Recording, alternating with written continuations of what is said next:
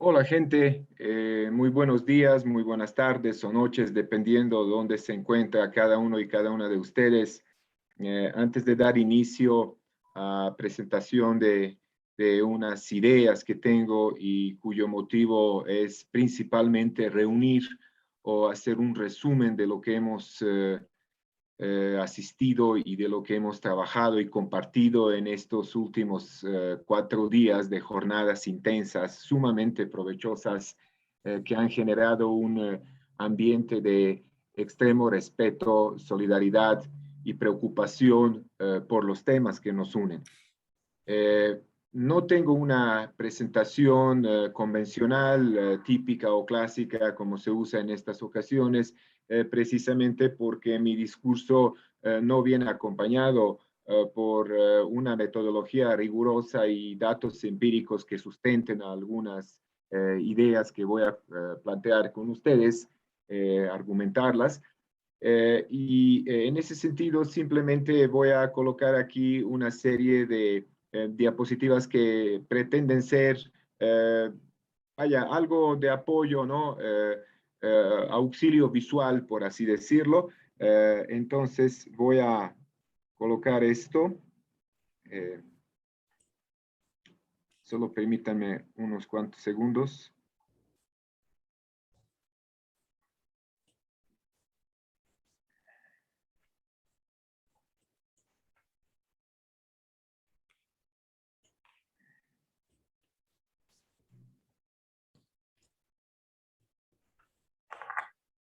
No sé si pueden acompañar en sus pantallas algo.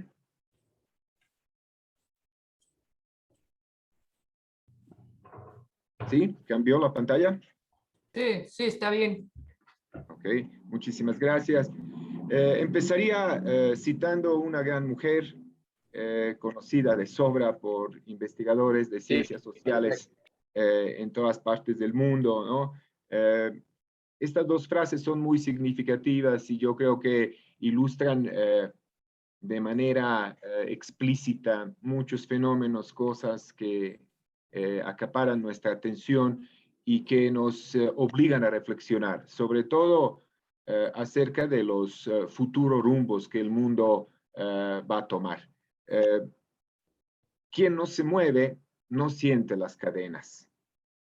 Rosa Luxemburgo, mañana la revolución se levantará nuevamente, haciendo sonar sus armas, y para horror suyo proclamará con sonido de trompetas: fui, soy y seré.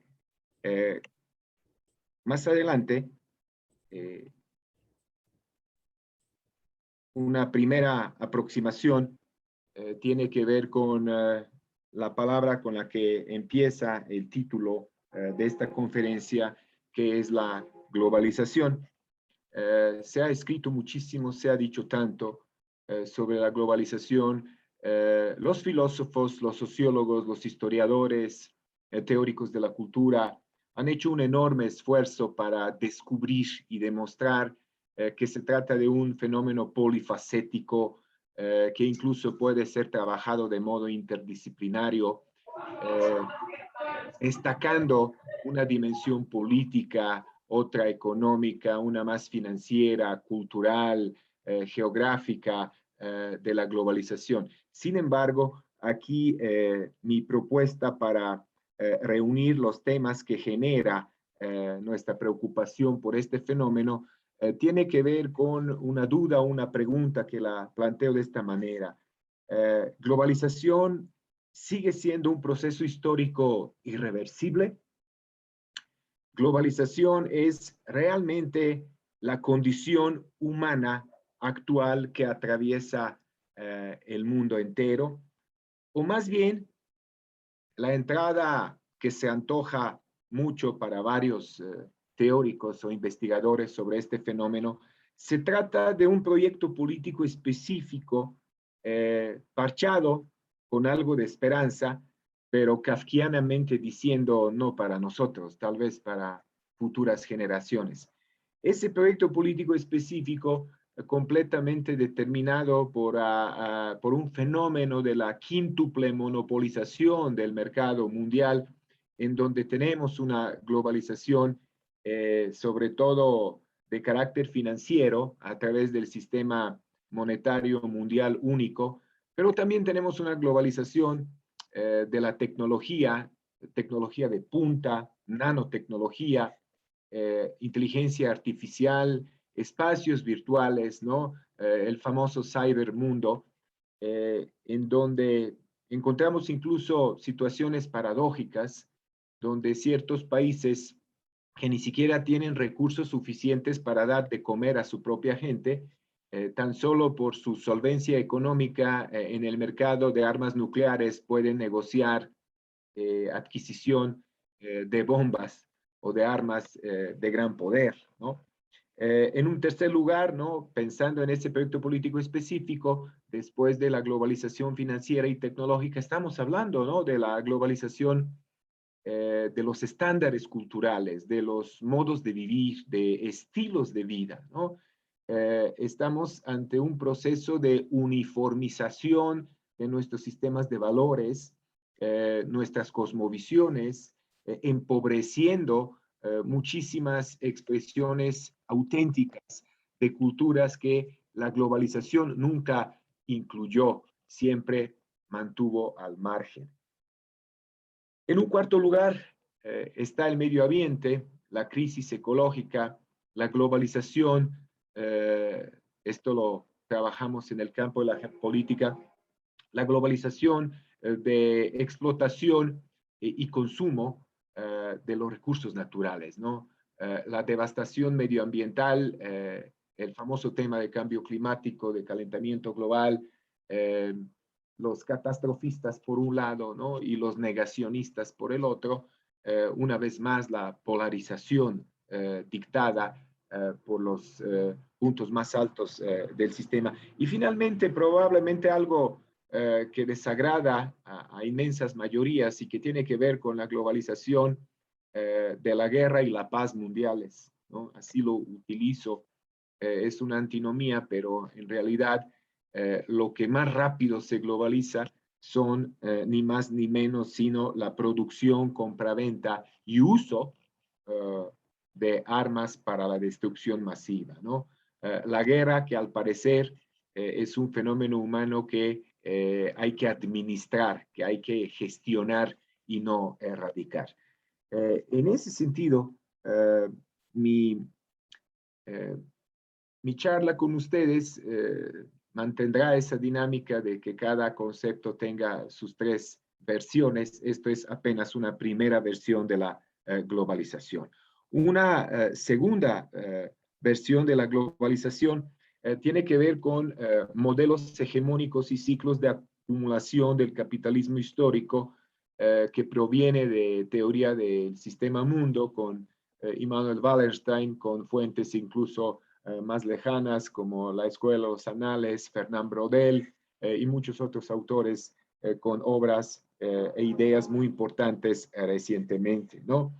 Se ha dicho que en últimos 500 años de la historia mundial, que son ni más ni menos los últimos 500 años del capitalismo como un sistema mundial o hecho a manera de mundo, asistimos a un desfile de varios modelos de hegemonía donde siempre existe un país que manda, ¿no? Y que este país se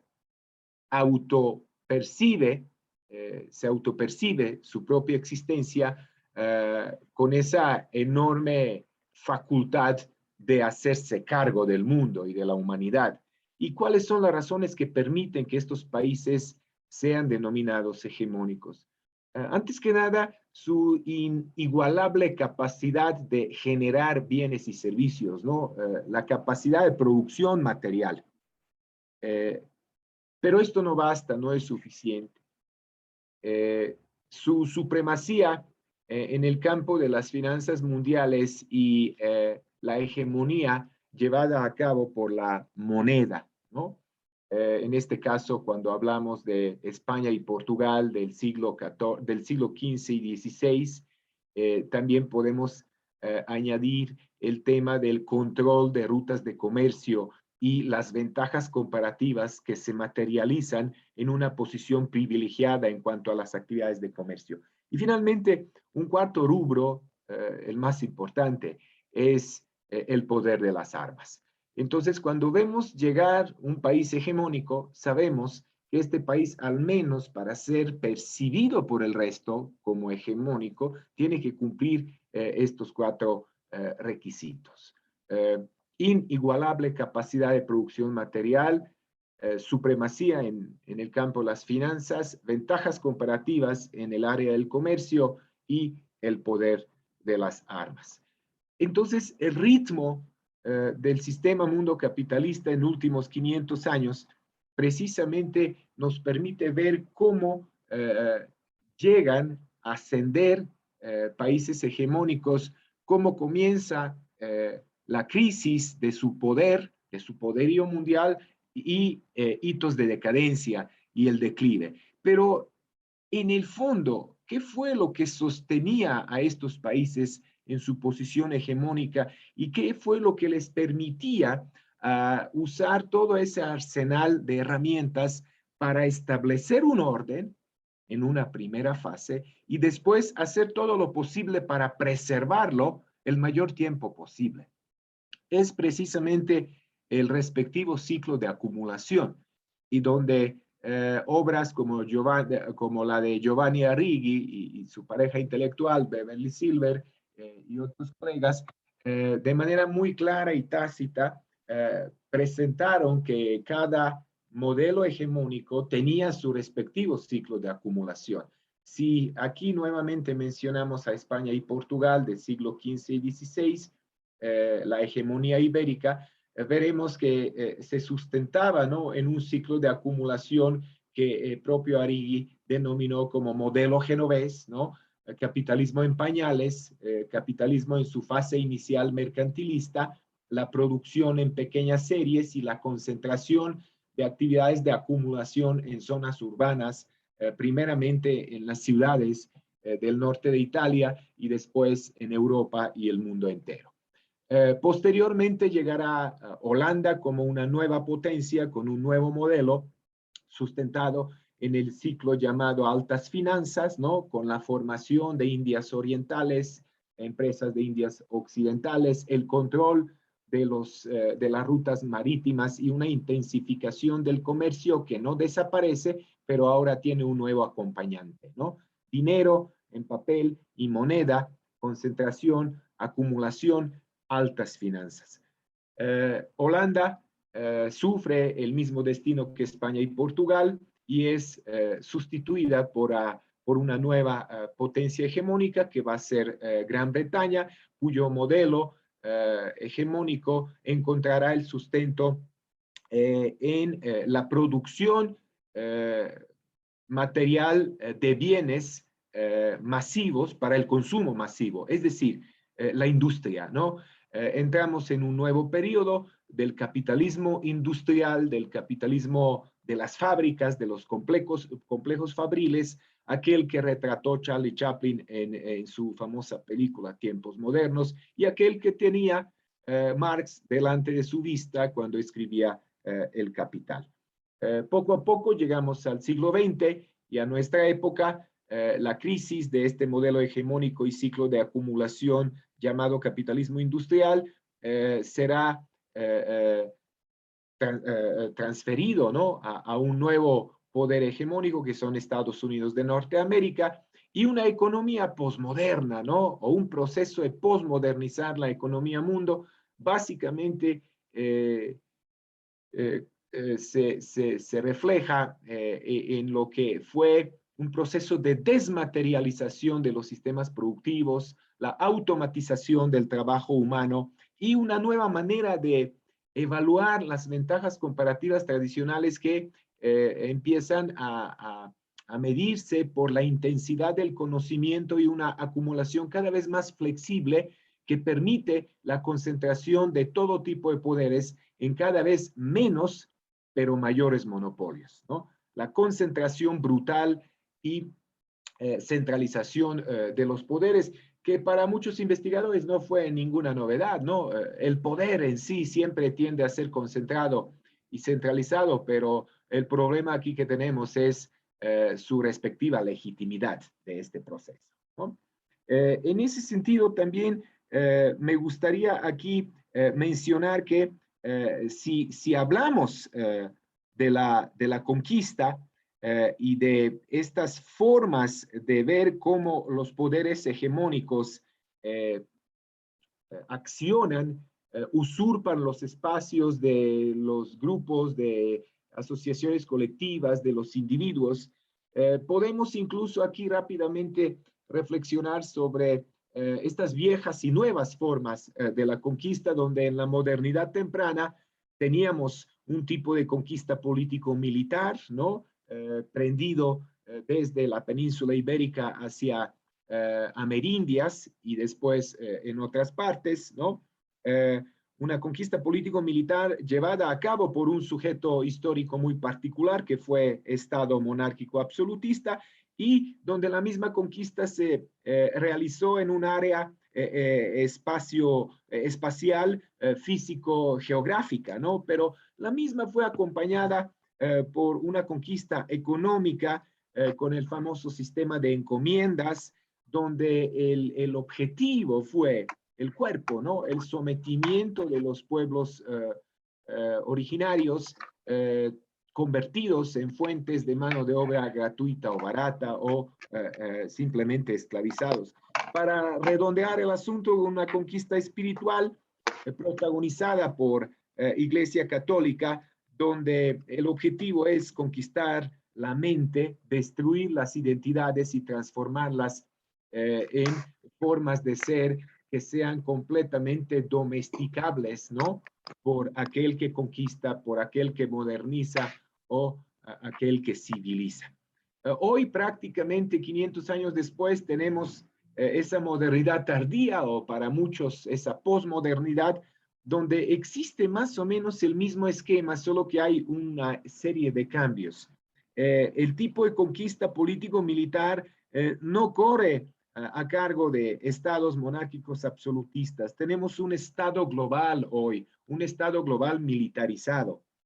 Y el área de la conquista ya no es un área de conquista territorial, de espacios físico-geográficos, a pesar de que muchos de ellos siguen albergando recursos considerados estratégicos, vitales para que nuestras sociedades contemporáneas puedan subsistir. Más bien se trata de un fenómeno sumamente destructivo, doloroso, trágico, la globalización de la guerra, ¿no? La guerra se ha globalizado y la guerra ha entrado en nuestras vidas como una forma de mantener la relación social. La guerra en cuyo torno se organiza la relación social. La guerra permanente, incluso de carácter preventivo, completamente funcional, no para desarticular el actual orden, sino perpetuarlo, ¿no? En caso de la economía, pues tenemos, si en el caso anterior fue el sistema de encomiendas, tenemos una dictadura de los mercados de capitales financieros y el área respectiva es precisamente la globalización de estos fenómenos que no son un residuo indeseable producto de la disfuncionalidad de la lógica del capital, sino son productos típicos, propios, ¿no? De la lógica del capital que tienen que ver con la explotación, exclusión, marginación, discriminación, desigualdad, etcétera, etcétera. Y finalmente, recalcar la conquista, nueva conquista espiritual, donde tenemos al capitalismo cognitivo de las tecnologías digitales como un gran sujeto y el área donde todo esto se desarrolla es el ejercicio que muchos identifican como el arte de reducir nuestras cabezas, ¿no? En el sentido metafórico, y reducir nuestras mentes, ¿no? Entonces, en ese sentido, cuando seguimos pensando en la globalización, y con eso termino ese tema. No sé si cambió la diapositiva y si estamos ya con la globalización 3. Sí, sí. En ese sentido, me gustaría aquí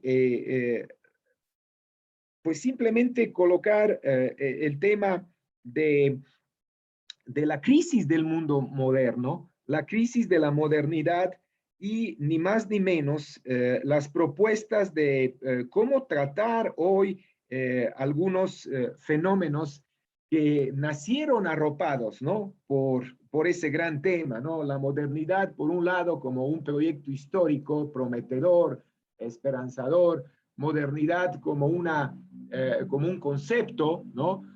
Con un claro mensaje de ayudarnos a analizar con fines pragmáticos muchos cambios y fenómenos que han ocurrido primeramente en Europa, ahí donde nace, y después en el resto del mundo, donde se afirma y reafirma el mundo moderno.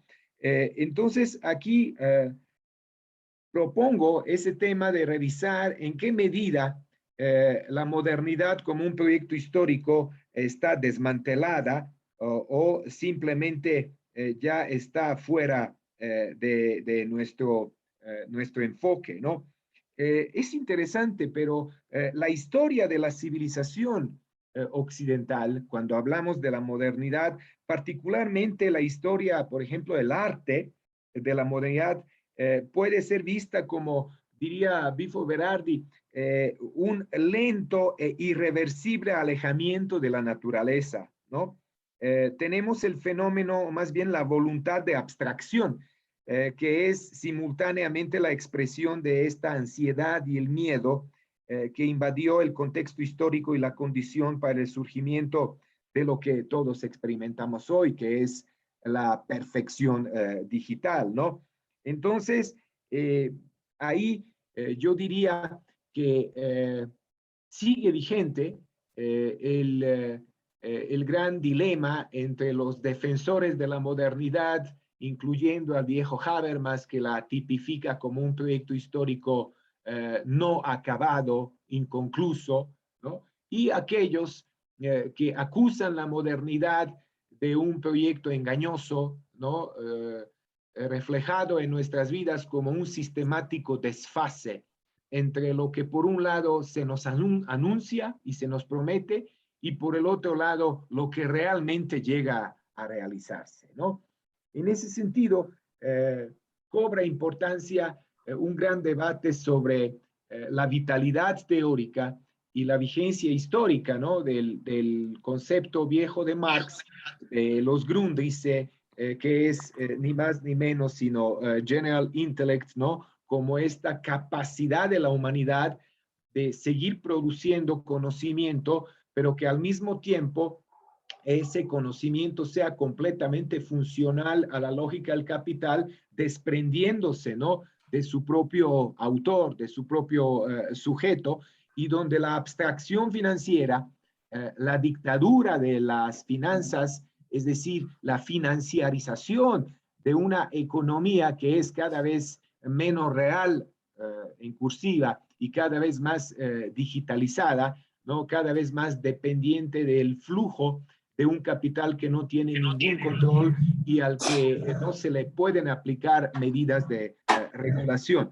Esto creo que de forma peligrosa nos encamina hacia un reconocimiento de un fenómeno que en particular me preocupa mucho porque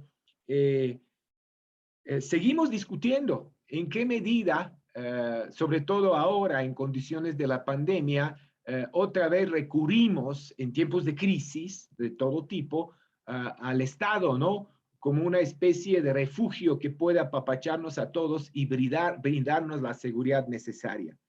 Me parece que hoy los estados cada vez más se les puede reducir burdamente a aparatos represores de poder político, lamentablemente con la tendencia de ser privatizado, ¿no? Entonces tenemos aparatos represores de los estados semi privatizados y la pregunta es, ¿dónde queda parado aquel ciudadano político de Jean-Jacques Rousseau, ¿no? O de Hamilton, o de Jefferson, o de Jovellanos, en el caso de América Latina, y donde asistimos mudos a un proceso en el cual nuestra soberanía política se transforma en la soberanía de consumo, ¿no? Y esto trae consecuencias nefastas en el ámbito de la política, donde la política y lo político se resiste cada vez menos a esa peligrosa tendencia de ser mercantilizados, de ser comercializados, y esto se ve, ¿no?, en las convocatorias electorales de los sistemas políticos llamados democráticos, con corte o tradición liberal, en donde casi nunca los que ganan son los más aptos para un cargo público, sino casi siempre los que ganan son aquellos que tenían o tienen mayores probabilidades de ganar en términos de marketing político, de publicidad y fenómenos acompañantes.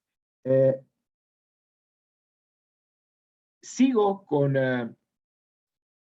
otra palabra que forma parte del título, que es de manera implícita, desde luego, que es el capitalismo, ¿no? ¿Cómo llegamos a esta situación donde hoy el capitalismo se antoja como una formación histórico-social definitiva, y que muchos autores incluso especulan sobre esta posibilidad de que es mucho más probable que asistamos al fin del mundo, al fin de la humanidad, que al fin del capitalismo? ¿Qué nos ha pasado en nuestras mentes colectivas, en nuestras formas de actuar y de percibir nuestras existencias, si creemos o depositamos más credibilidad a la posibilidad de que algún día no estuviéramos aquí, pero que esto no puede sucederle al capitalismo? Nuevamente aquí, la idea de los tres capitalismos, el mercantilista, el industrial y el cognitivo. Pasamos del comercio a la industria y de la industria a Big Data. Cuando la industria le sucede al comercio, el comercio no desaparece, pero ya la industria es la que usurpa estos espacios de acumulación y se vuelve incluso el principal motor de la acumulación. El mismo destino que tuvo comercio con respecto a la industria, lo tendrá industria con respecto a la información y a la generación del conocimiento humano. Hoy, en este mundo del Big Data, ¿no? El principal motor de la acumulación son los datos, la información y la necesidad de generar el conocimiento para posteriormente privatizarlo y lucrar con él, ¿no?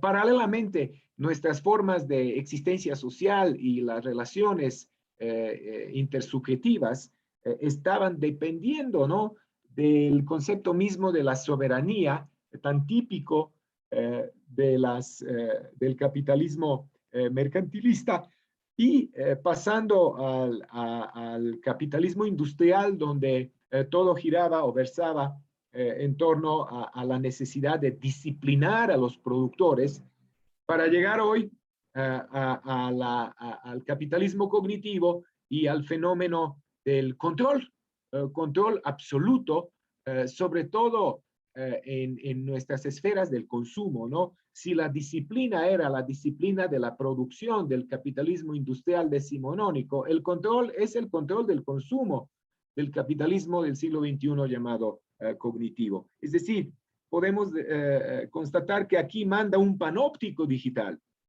y en ese panóptico digital son los algoritmos conectados que representan a todos nosotros como individuos aislados y encaminados a perseguir un interés compartido, ¿no?, un refugio de políticas identitarias o una reunión que nos permite experimentar esa sensación de que estamos unidos a las personas cercanas por ver Netflix, por vestirnos de una determinada manera o por compartir un código cultural común, ¿no? Terminaría estas ideas, ni más ni menos, sino diciendo que el fenómeno de politizar la esfera privada y despolitizar lo que es lo público fragmenta continuamente lo que son nuestras convivencias, nuestras espesas redes de interactuar, esa politización de la esfera privada y la despolitización de lo público también destruye el concepto de lo común y lo común en general anula la posibilidad de compartir la cercanía y mucho menos permite que seamos cada vez más solidarios unos con otros.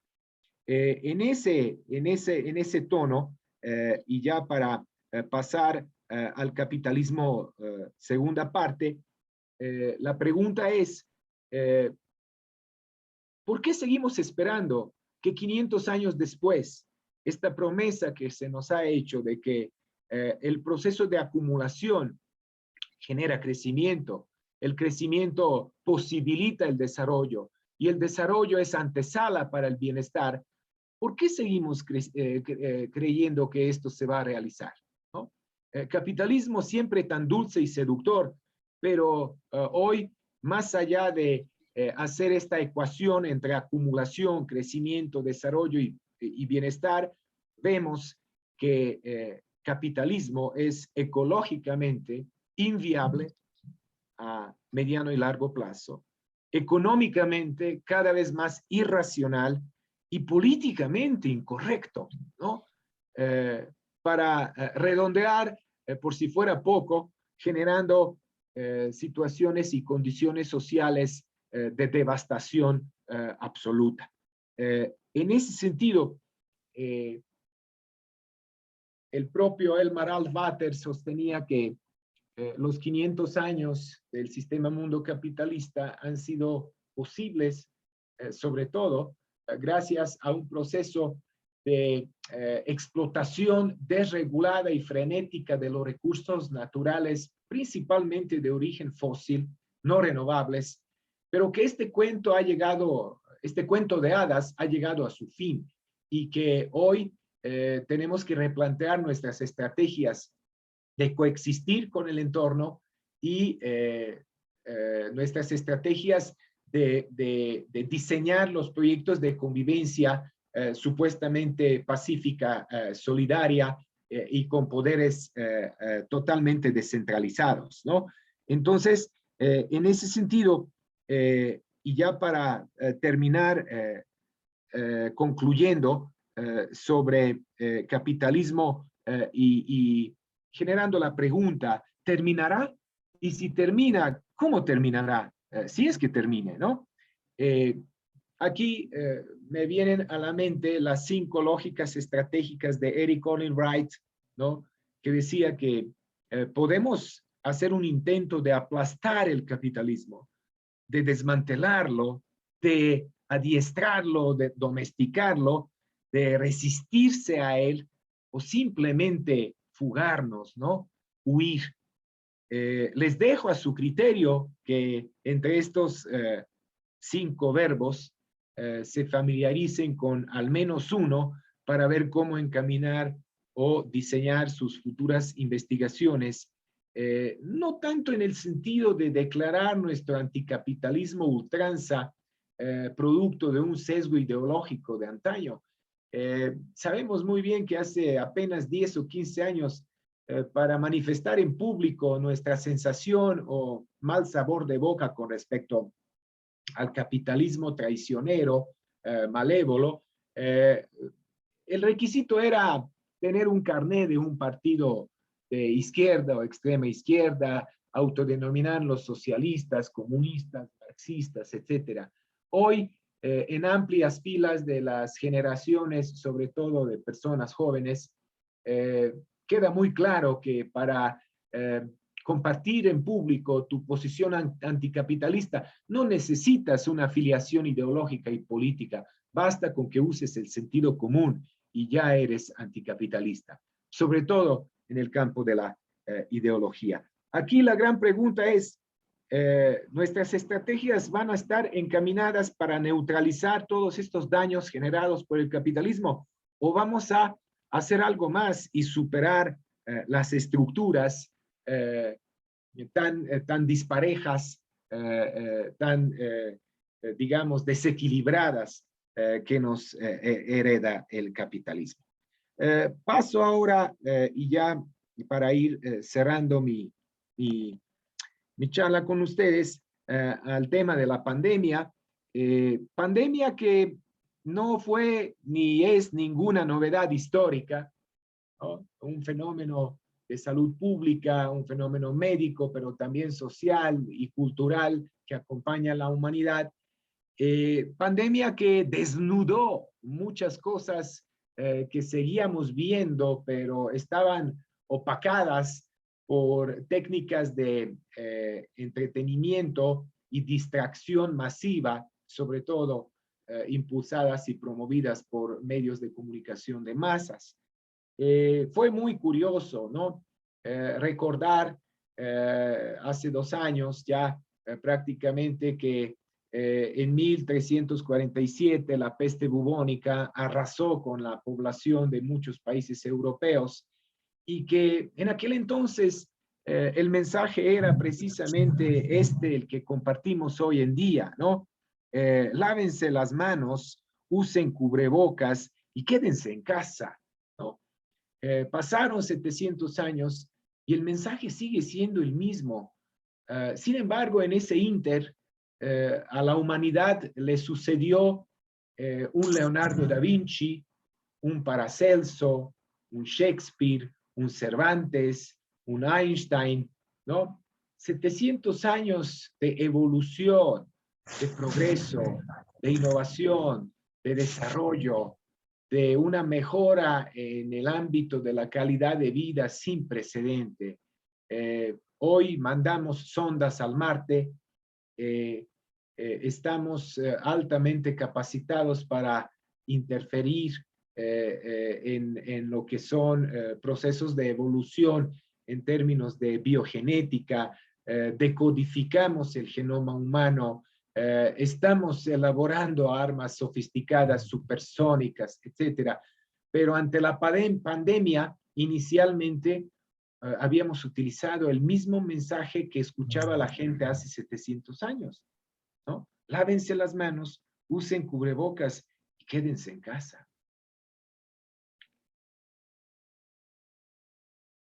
¿Qué lecturas permite esta situación?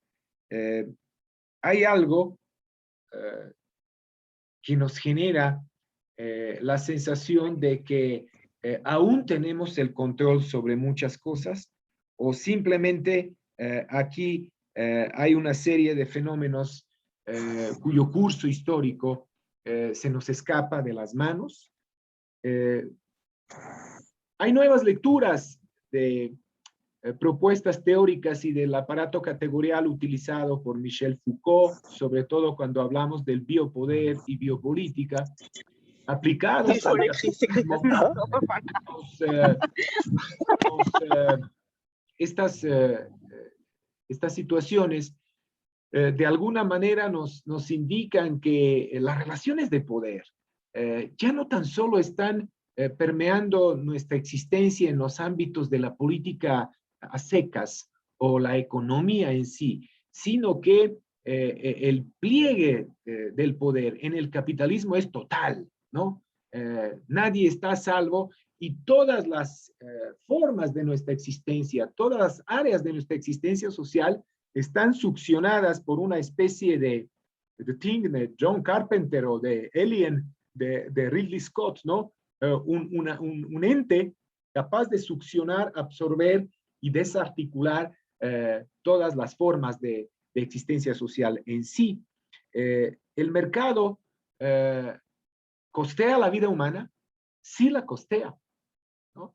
Ahora tenemos informes de secretarías de salud de los estados a lo largo del mundo que ya están sacando cuentas, ¿no? ¿Cuánto nos cuesta la pandemia? ¿Cuánto cuesta atender a un paciente con COVID en un hospital, cómo paliar las consecuencias negativas de esa economía detenida a causa de la pandemia y esa economía que confronta el proyecto de ir salvando las vidas. Recordarán que los primeros meses de la pandemia, los estadistas decían que están ante un gran dilema, ¿no? Parar con la actividad económica para cuidar a la gente o simplemente cuidar la economía en detrimento de la salud pública. Me pareció un dilema muy falso y completamente sin ninguna razón de proceder, como si la economía y los seres humanos vivos hubieran sido dos fenómenos completamente desconectados, ¿no? Sí, el mercado sigue costeando la vida y el Estado sigue controlándonos. Sabemos que muchos estados utilizaron la pandemia como un pretexto para perfeccionar sus sistemas de monitoreo, vigilancia y de control para manipular y restringir la libertad de movimiento, controlar los hábitos de la vida cotidiana y acumular una enorme base de datos sobre los ciudadanos que al competir entre ellos en cuanto al cumplimiento de normas sociales deseables, pueden estar más propensos para adquirir un crédito hipotecario o lograr un beneficio con aprobación del poder político y del Estado, ¿no? Y la sociedad, ¿dónde quedamos parados, no? Ante estos avances brutales de la lógica estratégica subsistémica de carácter económico basada en el código positivo de la recompensa y por otro lado la lógica sistémica, subsistémica, estratégica del Estado basada en el código negativo de la sanción, ¿no? Ambas lógicas invaden, colonizan al tejido social y convierten a los individuos en una masa de sujetos completamente desconectados, aislados, preocupados por sus deseos, por sus intereses y necesidades, ¿no? Esa invasión, esa colonización del Estado que culmina en la burocratización acelerada y esa invasión de las lógicas del mercado que culmina en la mercantilización acelerada, nos amenazan en términos de que se nos vea como una especie de camada ignorante, pero donde la ignorancia no es la ignorancia de siempre, ignorar cosas por no tener acceso a un libro o a la información. Al contrario, hoy tendremos acceso a todas las fuentes de información, pero permaneceremos ignorantes precisamente porque se trata de una ignorancia programada, ¿no? Una ignorancia tecnologizada incluso, sofisticada. Y el propósito es que las luchas organizadas desaparezcan por completo y que tengamos un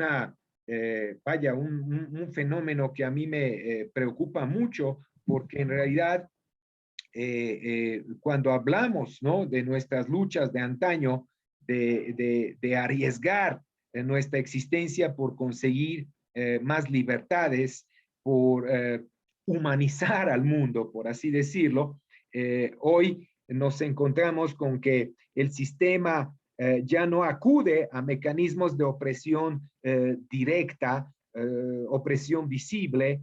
Tenemos una especie de totalitarismo neoliberal en donde diríamos que el mayor logro del nuevo complejo, en parte cognitivo, en otra parte militar, es que la opresión directa, fíjense, la opresión directa, la opresión obvia, ya no es necesaria, ¿no? Los individuos estamos mucho mejor controlados e impulsados en la dirección deseada cuando seguimos experimentándonos como agentes libres, ¿no?, y autónomos de nuestras propias vidas. Y esto es sumamente preocupante porque anula nuestra capacidad de resistencia y anula nuestra capacidad de mostrar públicamente los desacuerdos para transformar la realidad en algo que esté a la medida de lo que nosotros aspiramos y no a la medida de alguien que nos controle, ¿no? paso a pandemia 3, es decir, hace unos años Arrighi publicó un libro con un título muy interesante, Adam Smith en Pekín, ¿no? Una metáfora extraordinariamente creativa. Eso me hizo pensar a que, parafraseando a Arrighi, invoque el gran legado de Hannah Arendt, ¿no? Y su obra más citada, pero más vulnerable en términos de encontrar en ella muchas imperfecciones que hoy, teóricas, ¿no? Que hoy hacen que estas posturas sobre los regímenes totalitarios de hace más de 50 años hoy no son tan pertinentes, ¿no? Y diría Hannah Arendt, si hoy puede dar un paseo por Silicon Valley, ¿no? Encontraría que la tecnociencia está completamente supeditada a la lógica del capital, ¿no? Por ahí vemos día con día cómo la necesidad del mercado académico e intelectual obliga a los investigadores a escribir sobre ciertos temas porque detrás está una maquinaria del dinero que lo soporte y al mismo tiempo descuidar otros tantos, ¿no? Hemos avanzado a pasos gigantescos en términos de la unión entre la tecnología y la ciencia, pero también con la pandemia hemos visto que la cantidad de los recursos monetizados, es directamente proporcional a la capacidad de maniobrar para controlar, disminuir los efectos negativos de la pandemia. Y pues ahí mi idea de hace unos años de compartir la misma sensación de Alexander Solzhenitsyn cuando hablaba del archipiélago Gulag, ¿no? Invocando los horrorosos campos de concentración de la época estalinista en la desaparecida Unión Soviética. Hoy creo que estamos en un Gulag digital, ¿no? Un Gulag donde el totalitarismo de antaño de suprimir la libertad, perseguir los adversarios políticos, hoy es una especie donde este Gulag digital permite observar un fenómeno que muchos ya bautizaron como neurototalitarismo, es decir, la persecución, la anulación del adversario ya no es el objetivo. Simplemente hoy los individuos están sometidos a través de los muy sofisticados mecanismos de control y disciplina, donde si antes solo lucraban con nuestro trabajo explotado, obteniendo plusvalía, hoy pueden lucrar con nuestras emociones, nuestros sentimientos, incluso en la esfera del ocio o el tiempo libre se genera la plusvalía, ¿no? Y esto es un distintivo del actual capitalismo cognitivo. Cierro mi exposición con el concepto mismo de la democracia. La democracia se nos fue y me temo que no regresará. Aquella que conocimos, ¿no? Como una historia de largas luchas populares a cargo principalmente del movimiento obrero europeo y después mundial, que tuvo poco o nada que ver con la historia de la doctrina del liberalismo, porque rápidamente los liberales se apropiaron de la democracia y convirtieron la democracia en un modelo llamado democracia liberal, donde prácticamente los dos conceptos se siguen utilizando como si fueran sinónimos y no lo son, ¿no? La democracia de hoy, rebajada, reducida a ese aburrido ritual de contar los votos, al marketing político, a ingeniería política, y la democracia que nos obliga nuevamente a enfrentar esa pregunta. ¿Vemos en ella una vieja metafísica de dominación o reencontraremos en ella una nueva estrategia de liberación? ¿Seguiremos pensando en las elecciones que, como la generación del 68, nos dejó reducida en esta frase: elecciones trampa para los tontos. Si combinamos la democracia con los fenómenos de la pobreza, marginación, pauperización de ejércitos, millones de ejércitos de campesinos, obreros, desempleados, mujeres maltratadas por labor doméstica no remunerada o sufriendo violencia intrafamiliar, estudiantes no matriculados, ¿no? Indocumentados sin pasaportes. Sí, la proliferación de estas condiciones que permiten que la economía mundo de hoy en realidad genera más muerte que vida, ¿no? Una economía necrófila y una violencia glorificada por los medios de comunicación, una violencia naturalizada, socializada, sembrada en nuestras mentes como si fuera un fenómeno en cuyo torno deben girar nuestras relaciones sociales. Yo veo una posibilidad en esto. Hay una dimensión positiva en la economía necrófila y violencia glorificada. Ambas representan una máquina que siembra y produce anticapitalistas. Y le agradezco a la economía necrófila y a la violencia glorificada esto, ¿no? Aquí simplemente terminaría esta parte con un acertijo. Sé que a muchos de ustedes les gusta, y el acertijo precisamente tiene que ver con preguntas o fenómenos en torno a que aparentemente entidades económicas o políticas de naturaleza variada o diferente se asemejan y se asemejan mucho, ¿no? ¿Qué tienen en común Estado Islámico, JP Morgan, Cártel de Sinaloa, Blackwater o ExxonMobil o British Petroleum, ¿no?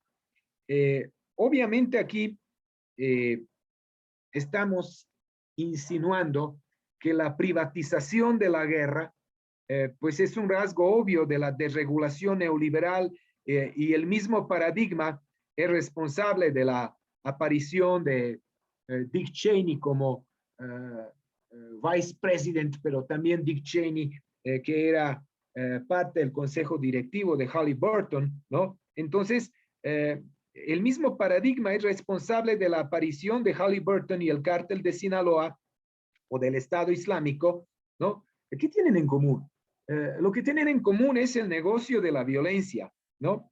El negocio de la violencia es una de las múltiples ramas de la economía global, y la abstracción financiera no discrimina el dinero criminal, ¿no? Al contrario, podemos decir que estos aparatos represivos de los estados semiprivatizados, cuando se juntan con el capitalismo corporativo, incluso nos hacen que de momento, ¿no? Olvidemos las etiquetas de carácter religioso o ideológico de los agentes de la violencia masiva, y que podemos ver su verdadera naturaleza, ¿no? Entonces, si tomamos al cártel de Sinaloa, el Estado Islámico o el ExxonMobil, pues es mucho más lo que tienen en común estos sujetos que aquello que los separa, ¿no?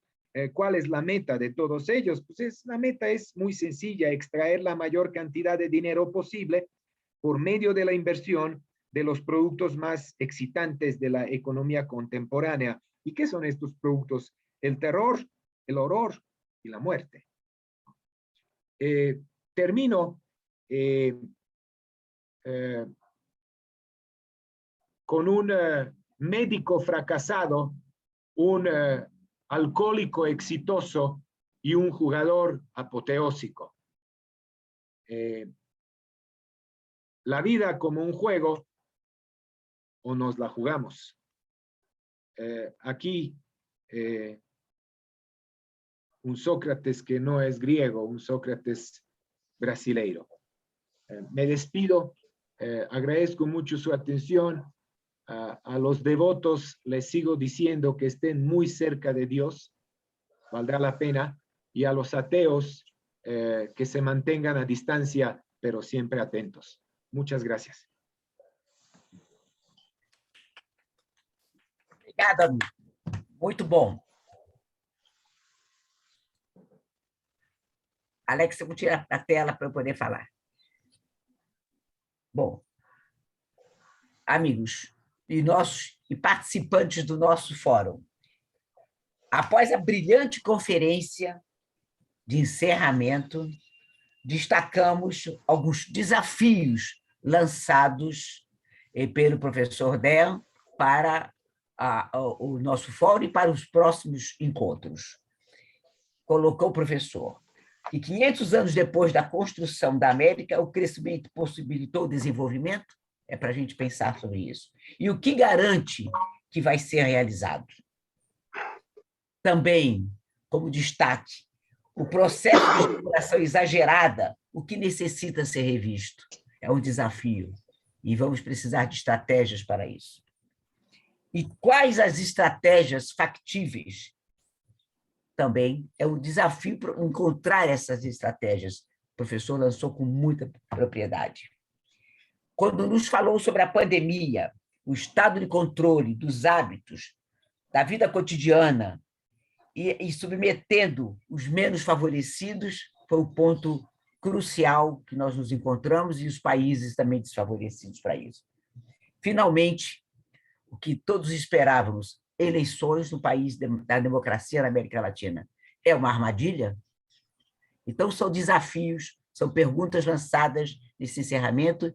Agradecemos profundamente as suas colocações, agradecemos profundamente essa conferência de encerramento, porque ela realmente nos incitou a pensar, a imaginar e a começar a desenvolver desafios e estratégias para o próximo encontro.